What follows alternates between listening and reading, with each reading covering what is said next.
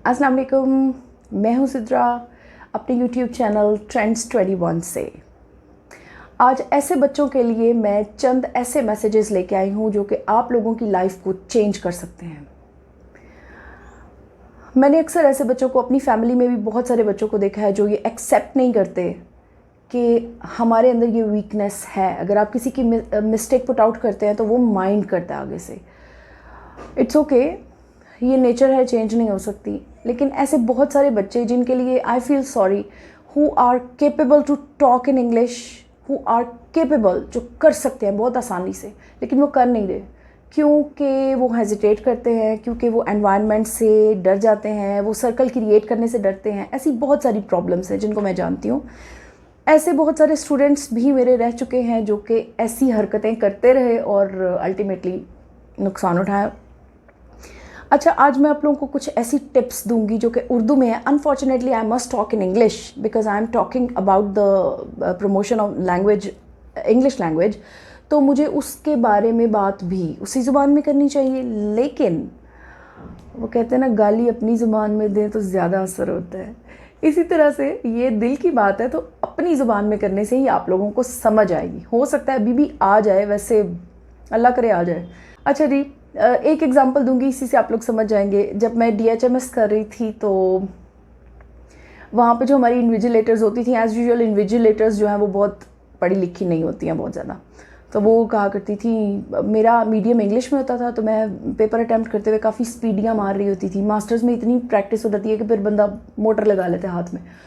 तो जब मैं लिख रही होती थी वो अक्सर बोलती थी, हमें भी इंग्लिश आती है, हम भी इंग्लिश बोल सकते हैं, ऐसी कोई बात नहीं है, हम घर में इंग्लिश ही बोलते हैं, लेकिन यहाँ पे आके आप लोगों की वजह से उर्दू बोलनी पड़ती है। ऐसे बहुत सारे एग्जांपल्स आपने भी ऑब्जर्व किए होंगे जो कि लोग बात करते हैं कि फिर मैं वहाँ गई, फिर मैंने बहुत इंग्लिश बोली। ये क्या है? English is not something to talk about in a way that you have crammed something and now you are in front of anyone and वो एक पिटारा है और वो खुल जाएगा। ऐसा नहीं होता। सेंसिबल टॉक ये हो ही नहीं सकती है। ये एक कॉम्प्लेक्स है जो हमारे बच्चों में बोलता है। इसमें उन बेचारों का कोई कसूर नहीं है, इसमें उस सोसाइटी का कसूर है जो उनको एनकरेज नहीं करती।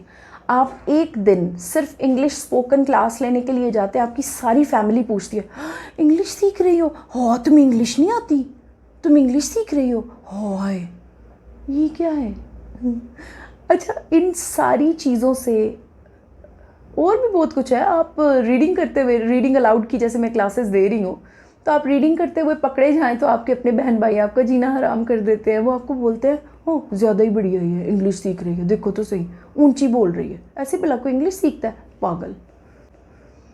अच्छा, इन सारी बातों को इसलिए डिस्कस कर रही हूँ कि आप लोगों को लगे कि वाकई में आपका दुख मैं समझती हूँ। मैं पर्सनली खुद इन सब में से गुजर चुकी हूँ।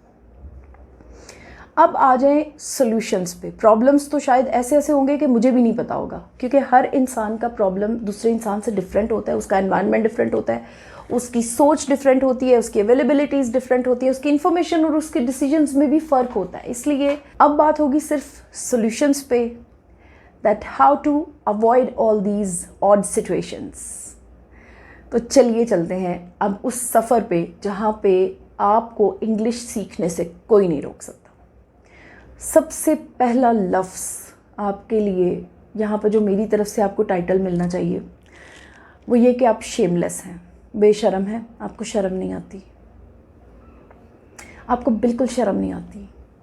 आपको कोई भी बंदा ये देखने से पहले श्योर होना चाहिए कि इसको शर्म नहीं आती।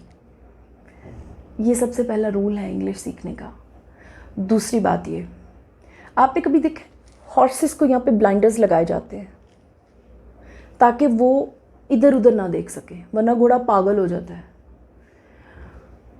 आपने भी उसी तरह से ब्लाइंडर्स लगा लेने हैं और इर्द गिर्द की किसी चीज़ पे तवज्जो नहीं देनी। करने के काम क्या है? डेली रीड आउट करना है अलाउड। इमिटेशन लेसन्स से बेहतर कोई मीडियम नहीं है इंग्लिश को सीखने का, क्योंकि अब हम जो इमिटेशन लेसन्स देख रहे हैं वो चाहे मेरे हैं, चाहे किसी और के हैं, किसी नेटिव इंग्लिश स्पीकर के हैं, किसी ऑस्ट्रेलियन के हैं, आपको वहाँ पे वो सब कुछ मिलेगा जो आपको इंग्लिश सीखने के लिए ज़रूरी है। आप एक रीड आउट कर रहे हो सबटाइटल्स को, सबसे पहली बात है कि आप लिसन कर रहे हो, फिर आप उसको रीड आउट कर रहे हो, फिर आपको वो एक चांस देता है कि आप मिडल पॉजेज में रीड अलाउड भी कर सकते हो। यानी आपने उसी की स्पीच को रोक के उसी की स्पीच को रिपीट करना जो कि आपको उस वक्त सबटाइटल्स की फॉर्म में सामने नज़र भी आ रही है। इट्स एन अपॉर्चुनिटी, ये मेरे वक्तों में नहीं था। तीसरी बात, सबसे बड़ी opportunity, shadow the speech. Shadowing में आप बहुत कुछ सीखते हैं। आपकी लिसनिंग इंप्रूव हो रही है, आपकी रीडिंग इंप्रूव हो रही है, और रीडिंग इंतहाई इंप्रूव हो रही है, क्योंकि आपको ये हैबिट बन जाएगी कि आप एक वर्ड की तरफ देख के उसको बोल चुके हो, आपकी नज़र दूसरे वर्ड से होती हुई तीसरे पे जा चुकी है। जब आप पहला वर्ड बोल रहे हो, आप दूसरे से तीसरे पे क्रॉस कर चुके हो, नज़र आगे और ज़ुबान पीछे। यानी जब आप दूसरा वर्ड बोल रहे हो तब आप चौथे वर्ड पे पहुंच चुके हो by your eyes. It's a huge success, ये बहुत बड़ी बात है। अच्छा जी, ये भी एक हो गया काम। दूसरा ये कि आपने जब मूवीज़ देखनी है तो आपने हेडफोन्स लगा के देखनी है, आपके कान सुन रहे हो, छोटे छोटे वो लोग पॉजेज़ करते हैं।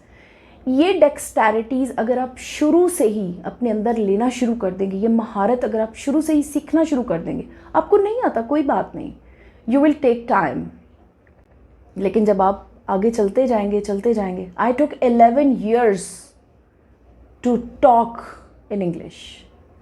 आई वॉज स्कैर्ड, मेरे हाथ ठंडे हो जाते थे, मेरा जिस्म कांपने लगता था, मुझे डर लगता था। इंग्लिश, ओह, हालांकि मुझे टेंसेस भी आते थे, मेरी रीडिंग भी बहुत इम्प्रूव थी। मैंने मास्टर्स की क्लास में बैठ के जब इंग्लिश की रीडिंग की थी, I was not shivering, my hands were not cold, मुझे बिल्कुल कोई हेजिटेशन नहीं थी, लेकिन इतनी आवाज़ें मेरे कानों में आ रही थी, इतनी आवाज़ें आ रही थी कि आप लोग सोच नहीं सकते।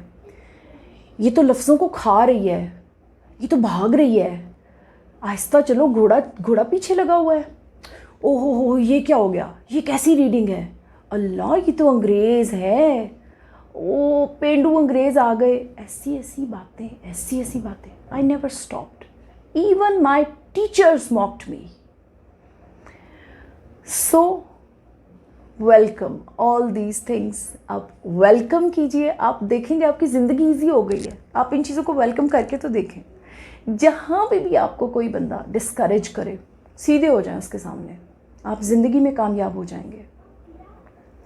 अगर आप पीछे हट जाएंगे, आप उस बंदे को तो कामयाब करते ही हैं, लेकिन आप खुद पूरी ज़िंदगी के लिए नाकाम हो जाएंगे।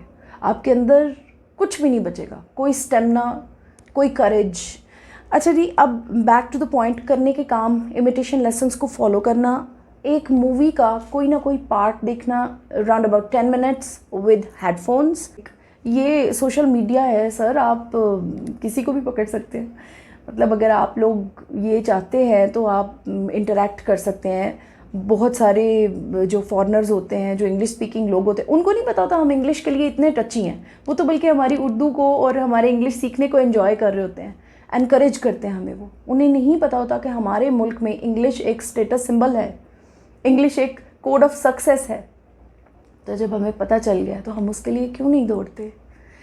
अच्छा जी, ये सबसे ज़रूरी चीज़ है, सबसे ज़्यादा इम्पॉर्टेंट लेसन है, सबसे ज़्यादा बड़ी की है टुवर्ड्स द सक्सेस, और वो है spoken, speaking. Speak it out, जो भी है बोलो। इसके बगैर चाहे आप YouTube को घोल के पी जाएं, चाहे आप बुक्स को पढ़ें, चाहे आप लेसन्स लें, पर्सनल क्लासेस लें, जो भी कर लें, लेकिन आप अगर इसको बोल नहीं रहे तो you are not following except of one big zero. And imitation में आपके सारी चीज़ें कवर हो जाती हैं। जैसे आप रीड अलाउड की बात कर रहे हो, इन सब चीज़ों को करते हुए अगर आप 20 साल भी गुजार देंगे, आपको कोई फ़ायदा नहीं होने वाला जब तक आप अपनी ज़ुबान से वो चीज़ बाहर नहीं निकालते। आपने एक छोटे बच्चे को कॉपी करना है। जैसे छोटा बच्चा शुरू में चंद गलत लफ्ज़ सीखता है, कभी भी छोटा बच्चा पानी को पानी और रोटी को रोटी नहीं कहता, वो कुछ और बोलता है, वो कोई और लफ्ज़। हर पेरेंट्स, हर जो कपल होता है, वो अपने बच्चों की ये चीज़ें एंजॉय कर रहा होता है, इसीलिए क्योंकि वो गलत लफ्ज़ बोल रहे होते हैं। आपने भी गलत से सही पे आना है। कोई भी शख्स पहले दिन परफेक्ट, वो तो बल्कि आखिरी दिन भी परफेक्ट नहीं हो सकता, परफेक्ट कभी भी कोई नहीं हो सकता, लेकिन at least you must try for the best to be the best. अब आपने गलत बोल के सही सीखना है तो फिर आपको बोलना तो पड़ेगा। उर्दू के टेंसेस सीखना इंग्लिश स्पीकिंग अकेडमीज़ में ये भी किया जाता है। आप किसी फॉरेनर को देख लें, कभी भी आपको टेंसेस नहीं पढ़ाएगा, सिर्फ स्पोकन पे लाएगा, आपको बुलवाएगा, आपको बोलेगा आप बोलो। So this is the way to talk, to start talking in English. You find your relatives, you find anyone who is educated, you find any of your teachers, just speak one sentence with him. You will feel very good, very satisfied. एक sentence से ही आपको पता चल जाएगा कि मैं आपको क्या बोल रही थी। और लकीली अगर आप किसी फॉरेनर को पकड़ सकते हैं, आई थिंक ये मेरा मैसेज है आप लोगों के लिए। और बेशर्म हो जाए इसको सीखने के लिए, किसी किस्म की कोई ज़रूरत नहीं होती, कोई मुरव्वत की, कोई आपको अगर कोई डिस्करेज करे तो आप बैठ जाए। No no no no, be confident, खड़े हो जाए और ज़्यादा ज़ोर से खड़े हो जाए। कॉन्फिडेंस आएगा, ऐसे नहीं आएगा कि भाई मैं बहुत कॉन्फिडेंट हूँ, मैं बहुत कॉन्फिडेंट, आप कहते रहे। No no no, you will have to speak it up. और स्पीक कैसे, कहाँ तक जाएंगे आप? आपको डेली सेंटेंसेस लर्न करने पड़ेंगे from the YouTube, from imitation lessons, from your teachers, from your books, from the movies, anything. आपको वो चीज़ें लर्न करनी पड़ेंगी। आपको 1 या 2 सेंटेंस डेली का आप लोग चुन लें, आप उसको बोलना शुरू करें, आप देखेंगे आप अच्छा महसूस करेंगे, बहुत अच्छा महसूस करेंगे। और इसके अलावा आपका जो माशरे में, जो सोसाइटी में आपका जो एक पिक्चर है वो मच मोर हो जाएगी, मच बेटर हो जाएगी। और यही मैं चाहती हूँ, बीइंग अ टीचर भी, बीइंग अ फ्रेंड भी, कि आप लोग इसको एक्सेप्ट करें कि इंग्लिश एक सक्सेस का कोड है और आपको इसे अवेल करना है। Thank you so much. अल्लाह हाफ़िज़।